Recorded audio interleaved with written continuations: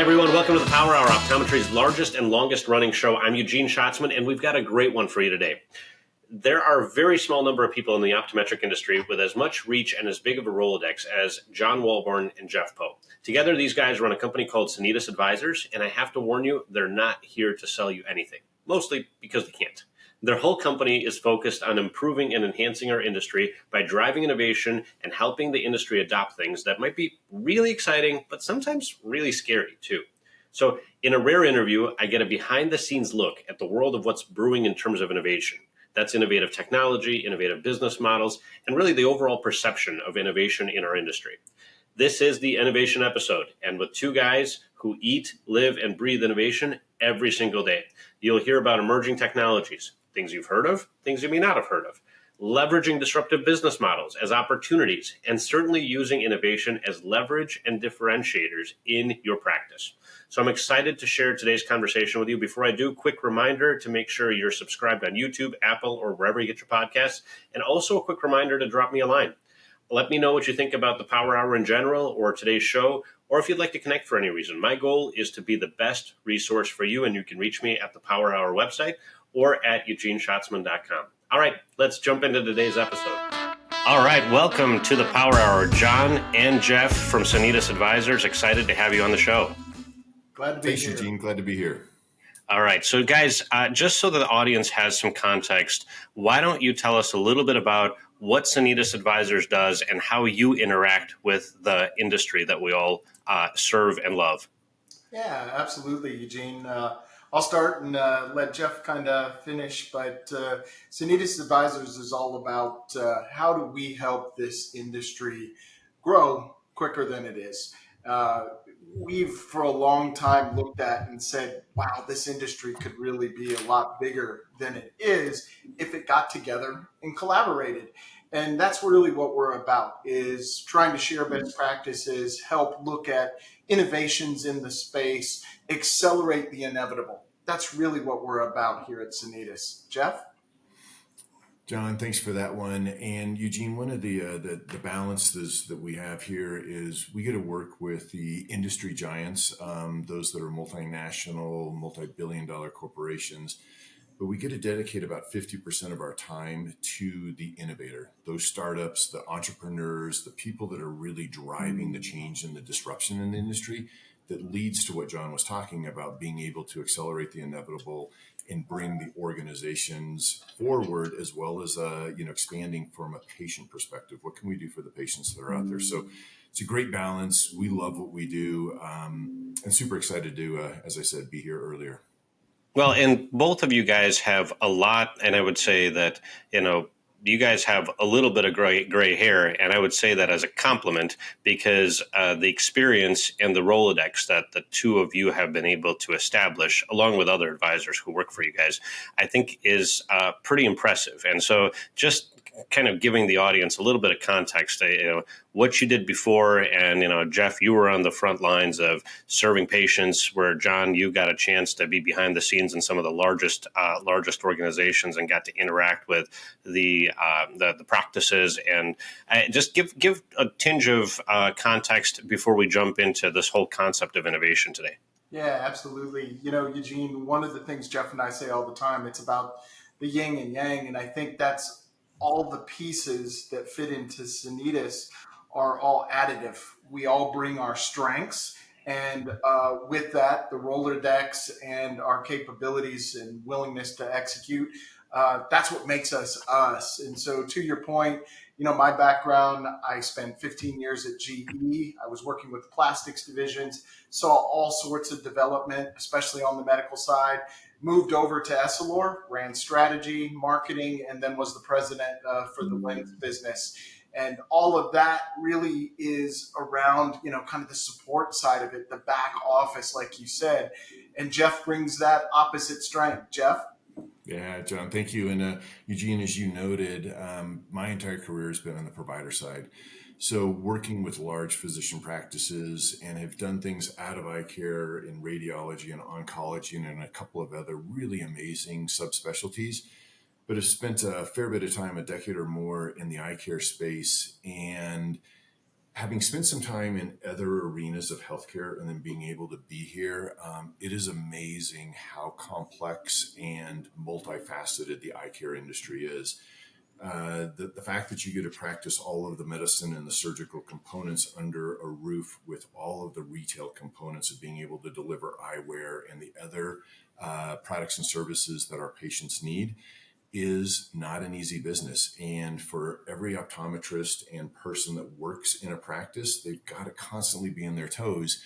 And it was a real challenge. The practice I ran was in Denver, Colorado.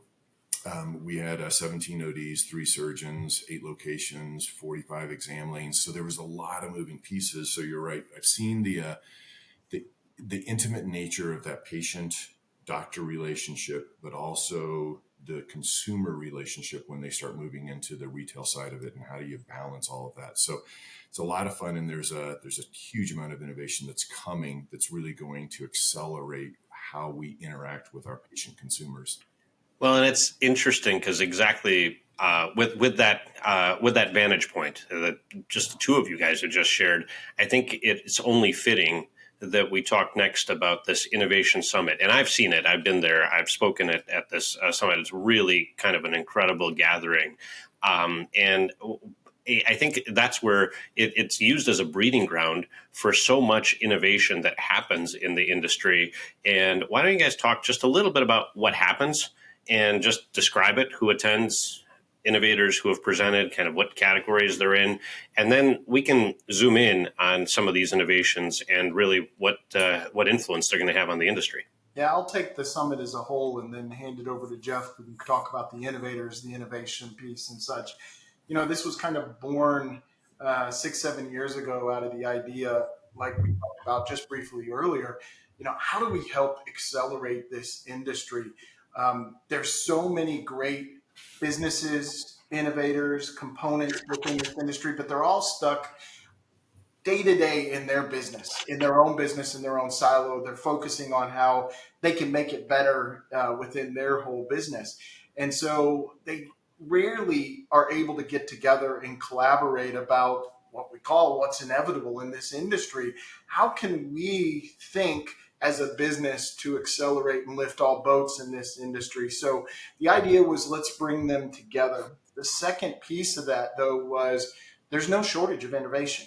We talked about it earlier, Jeff, the yin and yang here.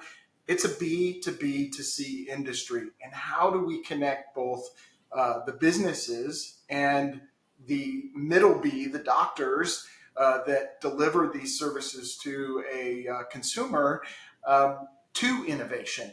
Because what better than bringing executives together? And that's to your point, Eugene. We bring 50 executives, C-suite individuals together in Boulder, Colorado each year. And we spend 3 days together looking at and understanding how we can accelerate the industry or make it better, and as well showcasing innovation. And I'll let Jeff talk a little bit about that piece of it. John, thank you. And, Eugene, it's like you, I've attended. I was there in 2019 as an executive for our practice, and then have been blessed to be able to participate on this side of it, meaning developing the content. And what we get to do is find the innovators that are out there that are really shaping what's going to happen in the industry, and bring them into the room and let them mingle with their peers, meaning other innovators, but also the executives in an environment. They get to pitch basically for the over the course of a 2 or 3 day session, and hang out with everybody that's in the room. As John mentioned, part of the secret sauce that goes into this meeting is everybody is just an individual in the room. They're not specifically, nobody's got their company name or their title. It's just Andy, or it's just Jeff, or it's just John in the room. And you get to share these ideas and talk about what's an opportunity. The fun thing about innovation, though, is that it's not a quick step. And so what might have been introduced in the year 2022 may still be evolving and growing. And so these large companies, the big multinationals that are out there that are really well established, they may be able to transition back and take a look at an innovator and say, now that you've made this next transition over the course of a couple of years, you're ripe for entry into the market, and we're going to help support that in whatever fashion that may be. And the innovators get the opportunity to talk to the people that are driving this industry and get informed ideas and input about where they can potentially go and how they can evolve their companies so that they can get to that next stage. It's really an amazing event that was dreamt up. Yeah, and it's kind of having again been both in the audience and on the panel of speakers that you guys brought in. My impression is that it's this really unique blend of a super collaborative environment where executives just kind of they leave their titles at the door, but at the same time, it's also a little bit of like a Shark Tank situation. If you watch the show Shark Tank, where people, they pitch, but there's no investment, right? There's no like ask for an investment at the end, and nobody's writing a check. It's really you're asking that the ask is way bigger than a check. It's the advice of the collective intelligence of everybody in the room, which I found fascinating about the way that you guys structure the event. But you guys, are brilliant. I'd call it like connoisseurs of innovation and curators of innovation as a result of being able to host this conference. So you guys get to see so many things from so many vantage points. And so I guess my next question may be more, let's go a little bit extreme. What are some of the more extreme innovations that this industry, that our industry, the eye care industry, is facing? And let's get uncomfortable. What are the kinds of things that could potentially transform this industry? Yeah, Eugene, you're right. There's some extreme stuff out there, and extreme can be really, really good, but it's also a little bit fearful when you start diving into it. And there are companies out there right now that are working on an oral pill-based form that will help manage macular degeneration. Can you imagine no longer needing an injection in the eye? But the disruption to the industry could be phenomenal from any number of perspectives. So there's a great opportunity from a patient and a consumer perspective. But if you're a pharmaceutical that's dedicated to having an injectable for macular degeneration, that could be really disruptive. But that's on one end of it. You can look at another end with all industries are talking about with the AI, for example, getting a single image of the back of the retina and being able to diagnose non-eye related diseases is coming down the pike so quickly. There are more than a dozen companies that are working through the FDA right now to be able to diagnose pre-cardiovascular disease or Alzheimer's a decade in advance of any other clinical indication that's out there. Those are pretty massive disruptions. And I'll throw a third one out there just to kind of get the audience to think about this one. Right now, there are these large organizations. We'll say they're based in Silicon Valley. Apple would be one of them. Meta might be another one of them. They have headsets, and they're using those headsets for VR and AR capabilities. And they're really sophisticated tools, frankly, thousands of dollars per device. Imagine a future where you've got the engineering that's going on from the AR VR side of it, and you combine that with some of the tools that we're using right now in our devices for eye diagnostics. And if you can combine that and you're wearing your AR VR headset, and every second your vision is being tracked, whether that's how your eyes are operating together, your actual refraction, not a subjective refraction, just your refraction while you're looking at the screen, whether you're reading or playing a game or doing any of those things.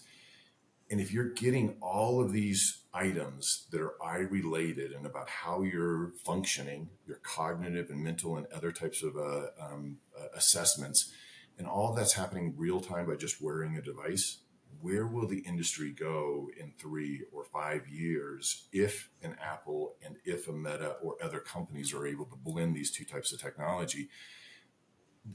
We don't know what the answer to that is, but it's probably inevitable. We don't for sure know it's inevitable, but you've got to believe that these companies are working on it right now. And so if we, the industry in eye care, aren't thinking about how to embrace that and leverage it, how do we get left behind by these large organizations that are going to move forward?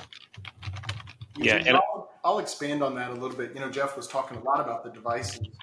there's also the business model side of that we need to think about, which is at the end of the day, this is always about the patient and the patient's healthcare, and the patients will choose how they want to get their healthcare in the future, and that's something that the profession is going to have to adjust to. We see concierge medicine models popping up all the time. Amazon One and all these other things that are happening out there. Not saying that this could happen in the next 5 years or 10 years, but it is about the patient. They'll drive how they want their healthcare in the future. And there is no reason that potentially refraction could be done in one of these models. So these are compelling things that we think about. And we also try to think about how the industry can recognize that, participate in it, and influence it if it can. Well, and if you think about it, to that point, John, let's combine the things the two of you guys just said. So I believe that there's roughly 8 million headsets or so, VR headsets, that are sold annually. And that number continues to increase, like 50% a year or 50% a year, something like that. So that number is on the rise. So you think about the US population is 300 million people. Another 8 million people got a headset this last year. Okay, so we got that technology, and that technology continues to improve. And then, John, what you're saying is that there's like Amazon One Medical that is trying to provide remote care to patients, or care through virtual interaction with patients. Yep. And Jeff, going back to the VR headsets, well, we know these are capable. There's people in our industry that sell VR headsets that, for a fraction of the price, are doing things that large white boxes used to do, whether it's or whether it's tests that are necessary for the treatment of glaucoma, like visual field testing, or just things that you would do normally as part of a typical exam workup. And those are devices that exist today, right? And so you're saying, well, maybe if you pair those diagnostic capabilities with all the VR headsets that are being sold on the market, and then you pair that with some massive giant like, one of the world's biggest companies getting into, and these are all the world's biggest companies playing in this field, right? But then one of the world's biggest companies getting into providing remote or virtual medical care. Well, that creates a pretty interesting dynamic. And where does there room for the OD?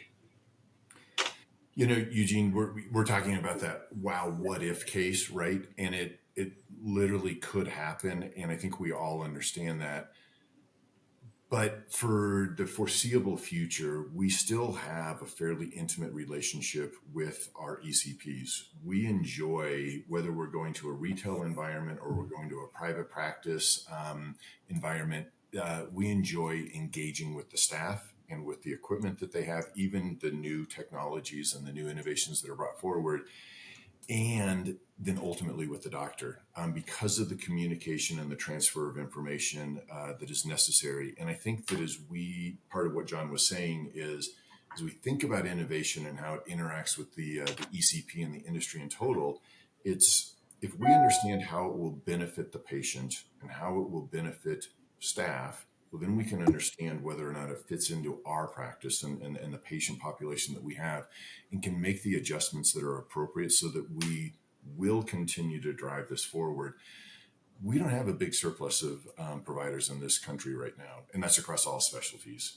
So the more that we might be able to use technology to allow doctors to do what they do so well becomes really important. And I think that, a next area, part of this is driven by need, part of this is driven by innovation, and other pieces is we're broadening the ECP scope into other realms of healthcare and away from the major diagnoses and treatment of just eye care, or eye diseases more specifically. So that intersection of innovation with the human, I think, is where we can elevate the ECP, and where he or she can really be successful with their patients and maintain that relationship well into the future. Eugene, I'll add, it's opportunity as well. This does not all have to be about disruption. It can be about transformation. And those that embrace technology and the opportunity can change the way they practice today into a more friendly opportunity for consumers. And what I mean by that is when a patient comes in now, you may be able to do diagnostics and be able to see their whole body health, kind of like we're talking about, become almost a general practitioner of their health, and then sending them to the right subspecialties to be able to get that right care. There's no other profession besides an optometrist and a primary care physician that are seeing patients regularly. You've got them in your chairs. How do you look at their whole well-being? On the other side, think of this technology like the headset you said. It could be monitoring and giving feedback all year long to the doctor about a health condition or some other concern that they may have. And while they're playing a game, you're able to get diagnostics to say, hey, we've got an indication. We want you to come in for our appointment so we can check that out to get you the right care you need. So there's plenty of opportunity in this to transform the profession, to give superior care to patients where they want it.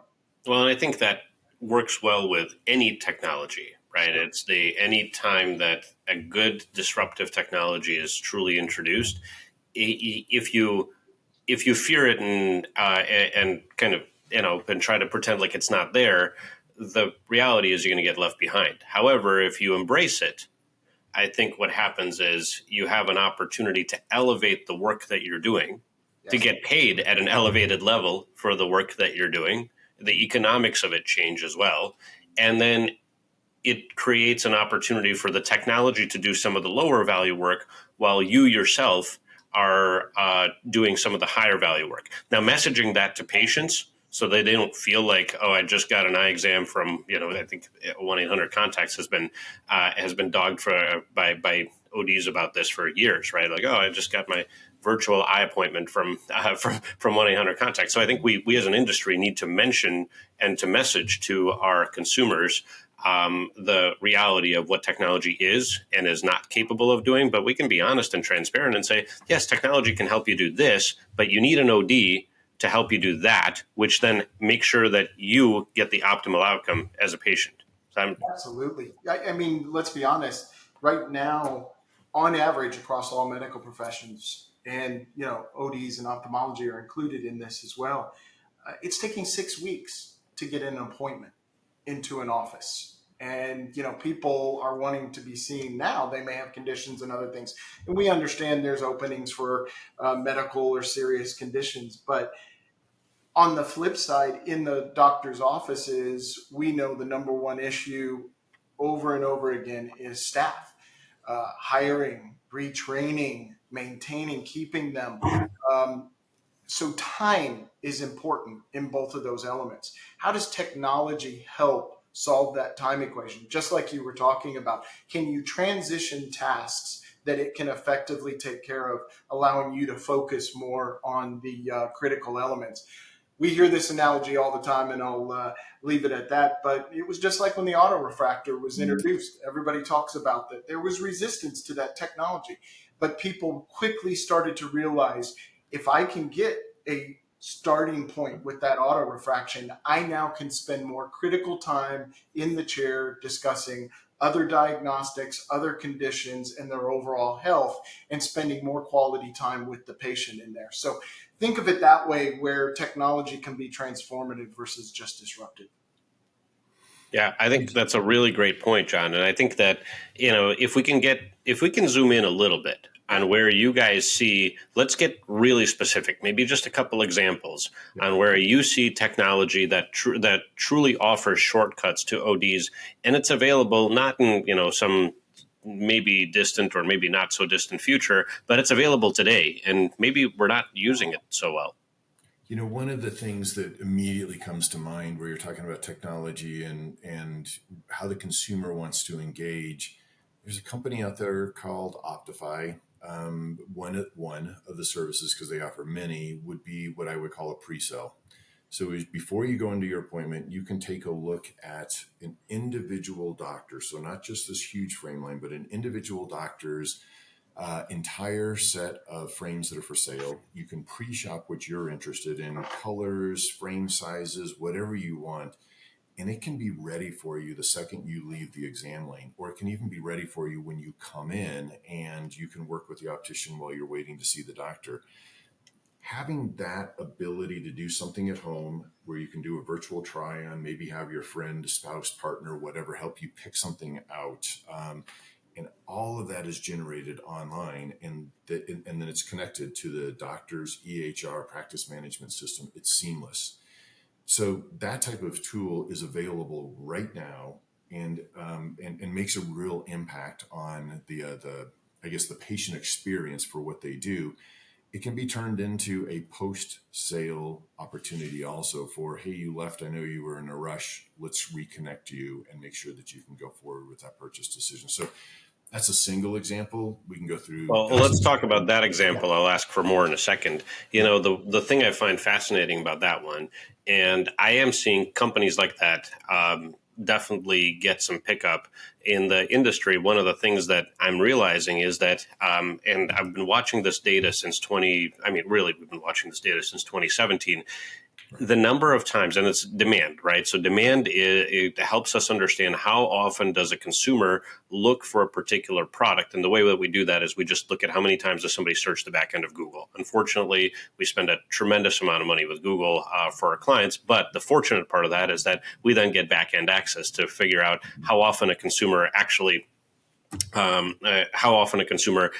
types something into the back end of Google with a relatively high degree of precision. So I can tell you how many times did somebody search glasses online, or buy glasses online, or try glasses online, or name one of the online glasses retailers, right? I can tell you exactly how many times somebody did that in 2017 and 2018, 2019, 2020. So what's interesting, guys, is that a few years ago, 2020, right?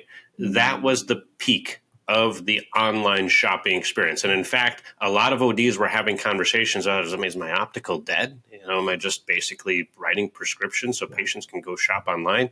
And what I have found, and this is data from National Strategics Research Team, is every single year since then, since 2021, we've seen a consistent decline in the number of times people look for glasses, buy glasses online, or those types of related searches. So people do not want to buy glasses online because I think, it's sort of what we said in the industry is like, you're not going to be happy with it. It's not going to do the job. It might be cheap. It might be, but it's like you're wearing it on your face for 16 hours a day. It's like ultimately you realize that the value might not be there as much as you thought it was. And so what we're seeing is this comeback to the office. But there's still this training that consumers have gotten is that I can shop online for what I want, even if the final fit could potentially be in the office. And this is a really great, this in itself could be a great shortcut to help bridge the gap. Absolutely. Now, there's practices that can do well with it. There's also practices that do poorly with it. And oftentimes it depends on implementation and execution. But that's a really good point, is you can speed up the optical, you can increase your capture rate, and if you don't get your capture rate up, then maybe you can capture in the post-sale capture rate. And you can quickly go in. Love your Sorry, John. example. Go ahead. I was going to say real quick, I can go in there and pick a frame that I think is going to be amazing, but the optician can then say, Jeff, yeah, your prescription's not going to fit. So you get the balance of being able to work with the professional in the office where they can correct my behaviors, we'll say, where it just won't work. And they can be a true advisor. Yeah, that blend of technology with the human element can be so beneficial for the consumer. So, sorry, John.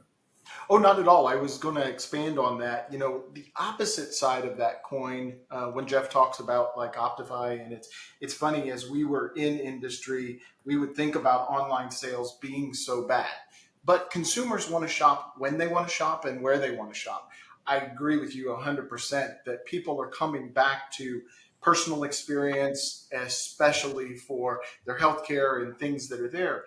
But when you think about Zenny, Warby Parker, and others out there, they have brought some positives to the industry as well, because their model is about, can I not only sell one pair for the $330 a year that the average person spends on eyeglasses or every 2 years, to now 6 pairs? Can I have 6 pairs? That multiple pair equation. And a lot of people thought this was going to bring down the industry. It's been accretive. It's actually grown the industry where people are now thinking, can I get more pairs of glasses and such? So there's always another side of the coin to that. I know what your example is about, but you're spot on. People are coming back to that customer service, that personal service, and there's a movement for it. But it doesn't mean there isn't a place for technologies and technology advancement like online and such there. The last thing I'll add, Eugene, is, Jeff talked about that buying experience. I'll go to something near and dear to your heart, which is AI. AI is more than just diagnostics. There are tools now that are scribing for the doctors within the office and tied into all of the medical aspects of it. So they're medical focused. They're able to get your information from that patient appointment, allowing you to spend more time with them, not having to worry about your notes, getting it into your EHR. And then on the other extreme, there are some pretty, I'll say, scary models, but exciting models where people are getting outbound calls post-visit to be able to talk to them about their experience, their post-operative experience and other things. And it's conversational to the point you don't know that that's not a person on the other side and able to talk to you about, hey, how was your procedure? Did you take your medicine correctly? Are you able to move your arm, whatever it is, and such, what that procedure's been done?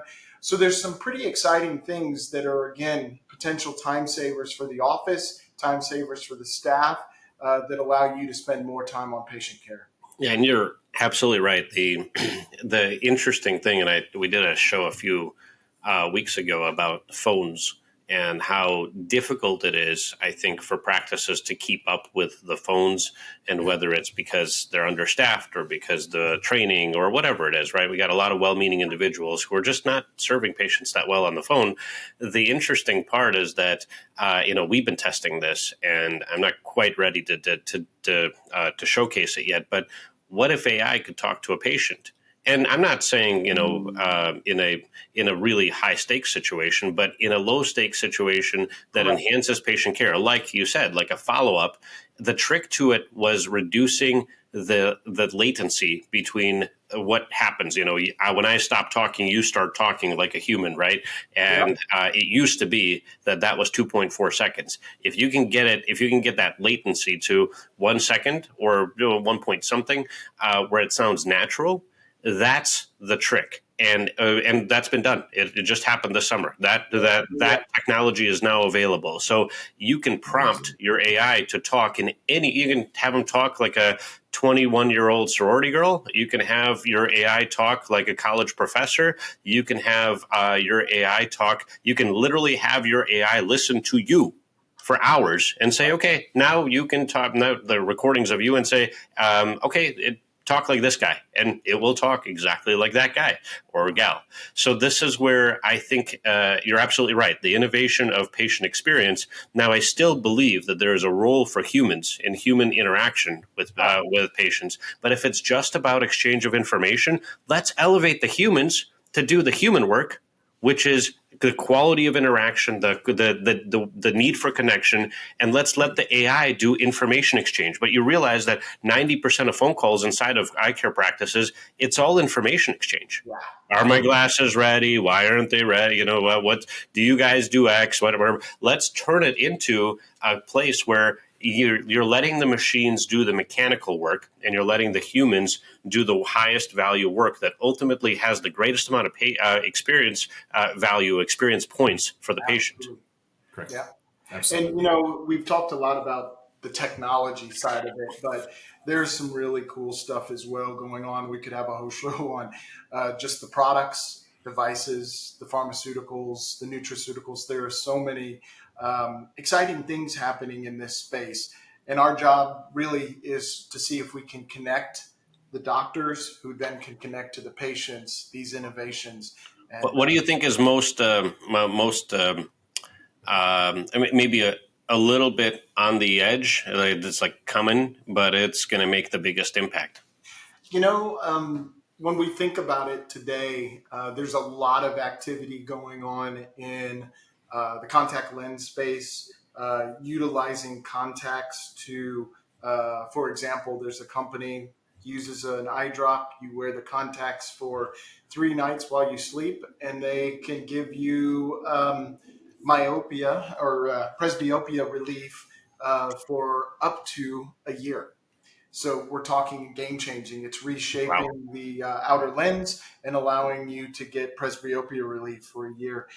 If things like that happen, talk about the opportunity of freedom to participate in different events, sports, and other things that are there. There's other things that are coming along from contact lens fitting that can shorten the time for specialty lens fitting and be much more precise. So all across the board, there's exciting things. We didn't even scratch the surface about pain management and medical devices within the space Correct. for things like headaches, migraines, you name it. So there's so many exciting products coming as well. Eugene, part of that response that John gave is spot on. I think if you kind of look at a circle, you can go out in 360 degrees and find something that is truly revolutionary and could have an amazing impact. The reality about innovation, the brightest minds, the best product or service or whatever still takes so long to develop and get commercialized and work through the system. It's hard. And what I would suggest as we think about some of this is how does this community, meaning the greater eye care community, lean into adopting? One of the pieces of information that I hope the audience takes away from today's conversation is some of the research that John and I've done is there's a natural bias that a younger population is much more interested in innovation and technology and expansion of those types of services. But what we have found is the boomer population and even some of the older ones are very much or equally interested and desirous of that. And they'll comment on the fact that it looks like some of the technology in my OD's office is old.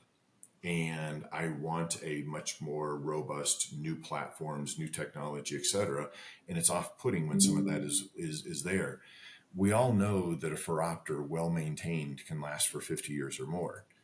But that 50-year-old or above is saying, yeah, well, I don't want something that's my age in there. I want the newest, best technologies, et cetera. The point being, we can't assume that innovation is going to leave us alone. It's not. Our consumers are aware of it because of the internet and all of the other aspects of where they can be fed information. They want it. How do we bring it in from a perspective, as we've talked about? How will it benefit the patient, our staff, and our practices? And then how do we lean into that? And so I think, just really important pieces. So Jeff, would you make the suggestion that ODs experiment in some? I mean, what's the safest way to experiment with innovation without having to go spend $80,000 on a piece of equipment and then it end up in the broom closet along with other $80,000 experiments? Which I know I have clients who fall into those. I think we all love to. The concept of technology, but sometimes integrating it can be a little bit harder. And so, how do you avoid that pitfall? I think there are a couple of pathways. Virtually every ECP out there belongs to one form or another or multiple alliances. And I think those alliances can really help with garnering together a couple of dozen or even more that can really play with this technology. It's often very inexpensive or free to the practice to at least pilot the device, the service, etc. And if there's a way to share through a larger alliance study group type of format, what we're learning, what's working, what's not, and give feedback to the company so that they can evolve with you, that way it's not done as an N of one, because you're right. You go invest in a $50,000 piece of equipment. It's like, boy, am I going to make money on this one? Are my patients going to like it? How's it going to flow? There's a lot of arenas out there. But the ECP population needs to want to do that and not be told. So we can't lead them to water and we can't force them to drink. They have to want to participate in innovation. But if they do, the world is their oyster, because it will open up and they will see so many opportunities of where they could go. And it can be individualized because there are so many things that are out there from a technology perspective and an innovation perspective that you can go down this lane and be perfectly great. Somebody else can go a couple of degrees off and they'll be just as great. And I think that's one of the pieces that we don't always think about, that there are opportunities. Um, but going back, we'd identified a couple of companies. We're thinking about pre-test, or in my head, I'm thinking about pre-test equipment and some of it being old or whatever. Well, if a micromedical device can do 32 different types of testing in a headset, why would I go replace something that's going to sit on a desktop and takes up all of this space? Why wouldn't I invest a couple of $1,000s in real new advancing technology that's constantly being able to be upgraded? And but I have to learn how to access that. And I think it's hard at a Vision Expo. It's so big. How do you absorb all of it? But if you had a body like an Alliance that was able to really shepherd that information forward to you through some innovation programs, yeah, you could really learn a lot. And I'll throw a bug out there. I wish there was an independent organization that could really share. These are a bunch of the innovations that are going on. We're not recommending any of them, but be aware this is what's happening. And then you, doctor, can go investigate. We'll give you the links to the companies or to the research or to the double-blind studies, whatever it is that you want. But we often don't know where to go because we're running so hard trying to manage our practices and be doctor. If there was a place that we knew that we could go from an innovation perspective, I think that could be a huge lift to everybody as well as the industry. So that's the part of the vision for Sanitas, isn't it? I was going to say that, Eugene. We're working on that. I was going to add that to that. We neglected to say earlier at the Innovation Summit, between 25 and 30% of the attendees are ODs or ophthalmologists. And the important part is getting them to participate, getting their feedback, but as well getting them to then take that out to the community. Like Jeff said, 100%. Alliances are a great way to do that. Your study groups, be a hand raiser. I say make sure too you understand your patient demographics. It's a major overlooked part about it. When you understand your patient demographics, you can then uncover what they need. This is whether you're considering a subspecialty, which can be innovation in their practice, all the way to some of these high-end technologies we've talked about today. But this could be as easy as adopting, treehouse eyes and myopia management in your practicing, getting into dry eye, getting into aesthetics or other things. Understand your patient base, and then you can start to develop a plan about what technology is going to help us help the patient. Yeah, and I think that's really the key. And I like what you guys are saying, because having someone who's somewhat independent to say, it's not just what the sales guy said to me when he showed up to try to sell me that technology. It's actually what could potentially work in my practice. I think that's a big deal, because then you've got the collective intelligence, or at the very least, partnering with guys like you guys, I think gives people access to pilots. Right. So if I have a practice and I want to get access to a free or low cost pilot of some new technology, it seems like that's better than trying to work with a sales guy who's looking to make a commission on selling me some $80,000 box. It's a good way to start to engage, to try for a quarter, and to really give it a shot. That's the advice I would give to practices, is that if you're going to try something new, make it the Stephen Covey is the concept of rocks. Make it a rock for a quarter. You got to make it a goal, and you got to stick with it, and you got to make sure that everybody in your organization is supposed to use it as actually using it. And if you give it the honest try and it truly doesn't make a difference, okay, then you at least know that it's not worth it, and you set it to the side. But if you're doing a kind of half-hearted try, I just don't think that's It's not going to give you the confidence you need to know that this is either a good thing for your practice or not a good thing for your practice. But back to your point about, there's some people who are always going to be left behind. That's true. That's true in any industry. I don't think ODs are special in that way at all. I think there's people who are always going to be left behind, and they ultimately make a change because of FOMO, because everybody else did it, and because I'm the only guy in my city with a 50-year-old four-opter sitting on my desk. But that's, I think that's any industry. But there's a huge benefit to being kind of in that top 1 to 20% of people who are moving faster than everybody else.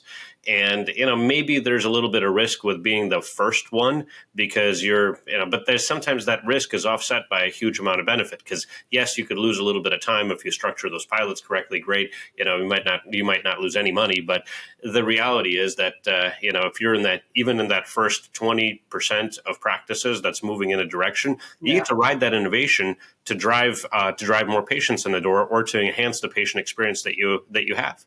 Yep, absolutely. No, I think that's really, really insightful.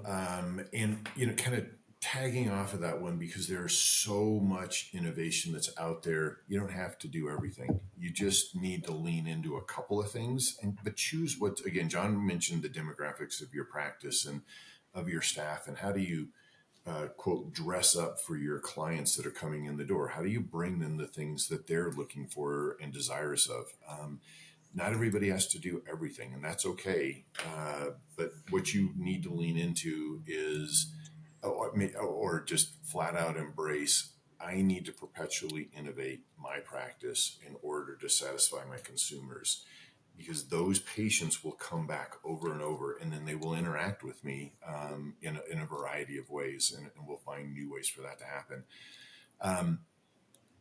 One of the things that I recognized when I was leaving the practice and was working with John, we get very myopic, not trying to be punny here, but we get focused on our own worlds and we don't think about the broader.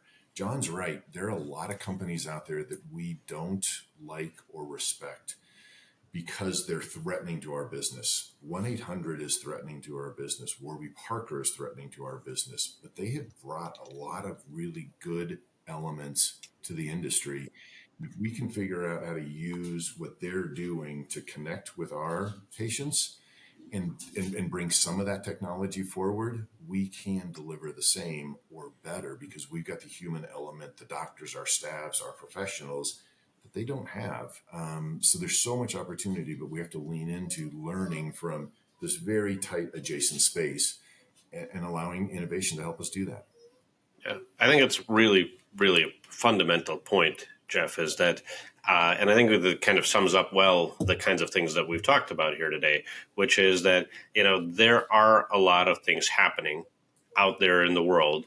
And if we're just focused on the types of things that are happening in our practice and we don't lift our head above and really look around sometimes, or even just allow somebody else like you guys to lift their heads above and look around and see what might be relevant, and then engage with that stuff, we're probably going to get left behind. So the truth is, we've talked about what are some of the things that are out there. What are some of the things that are, I liked how you put it, maybe inevitable, and maybe we accelerate the inevitable, maybe we don't accelerate the inevitable, but certainly it sounds like you guys are advocating for accelerating the inevitable and turning it into an opportunity. We've talked about what some of these innovations actually look like. We've talked about how people can take advantage of some of these innovations. As final thoughts, is there anything that you want to particularly leave the audience with when you think about implementing innovative technologies and practices, or just making the first step towards leveraging innovation as an opportunity in your practice? John? Yeah, I think, Eugene, you summed it up very well. I mean, there is plenty of opportunity and runway in the optical space to continue to grow this market, to bring services and technology to the patient where they want to be, and deliver overall better healthcare. I think the alternative that we need to consider is, if we do have our head in the sand and we aren't paying attention to this, there are plenty of opportunity for other professions to absorb what's being done and be able to provide that care for the patient where they want to be. You asked the question, we're Sanitas advisors. We're here to help. We can guide you either to some technology or to other groups that are looking at technology and ways that you can expand your practice. There's no shortage of things like we talked about going on, and we're more than happy to kind of help them summarize what may be right for them. Yeah, and I think what's fascinating to me is that you guys don't really charge for that service. You guys help drive innovation by expanding the industry. But if an OD got in touch with you and said, "Hey, what should I be looking at, John?" I don't think you have a model to charge the money. I think you might even point them in the direction of a pilot, which I love. Correct. And so we'll make sure that we post some information in the show notes of how people can reach you guys if they want to just kind of get a bigger picture of what innovation really looks like in the industry. Jeff, anything you want to leave the audience with? Yeah, two things. One would be to be curious. There's a lot going on out there. So just explore and find out what really gets you excited. And then I would also suggest that not everything needs to be big. We often think about the light bulb, these massive innovations, these small little incremental growth opportunities through innovation can be just as powerful. So Absolutely. I would lean into both of those arenas, and I think that you would find a lot of fun for your practice and your patients, and some great success on the back end. Love that. Well, guys, thank you both for being on the Power Hour today. I think you've shared some incredible wisdom, and we're grateful to have your insights and your innovative perspectives on the show. Our Eugene, pleasure. it was a pleasure. Thank you. Hey there, it's Eugene, and I've got a question for you. Do you do medical billing in your practice? What if we took 10 charts and looked at them pretty closely? Would they be good enough to pass an audit, or would you owe the insurance company some money? Or would there be some found revenue that you could put back in your pocket? So looking at 10 charts is a new service that's now available from the Power Practice, and it's called the Power Audit. What happens during the Power Audit is that some of the most knowledgeable billing experts in the country are going to do a friendly audit on your charts and see if they can find opportunities. By the way, in auditing hundreds of charts, 9 out of 10 charts they look at, they find something. And typically that something fits into 2 categories. 1, something that better protects your practice, or 2, something that can make you more money. In fact, almost every single audit they do uncovers underbilling areas where you can get paid more for what you already did. So let's just play it out. You send them your medical charts, and a few weeks later, they provide you with a detailed report, an analysis, a write-up, a coaching guide that helps you prevent any issues in the future. And again, helps you get paid more for what you're already doing while protecting your practice. So if you're doing any amount of medical billing in your practice, this is a service that's well worth the $2,500 it costs. And as a limited time opportunity, 10 listeners from this episode can get a $700 savings certificate for the Power Audit. So the price is only $17.99, but the opportunities that the Power Audit uncovers are worth many, many, many multiples of that. So go to the Power Practice website. Up near the top, you can click Request a Power Audit. Now, you're not committing to pay anyone at that point. You're just locking in your $700 savings. But you will get a chance to schedule a 10-minute phone call to get your questions answered and to see if the Power Audit is a fit for your practice. Again, that's the Power Audit on thepowerpractice.com.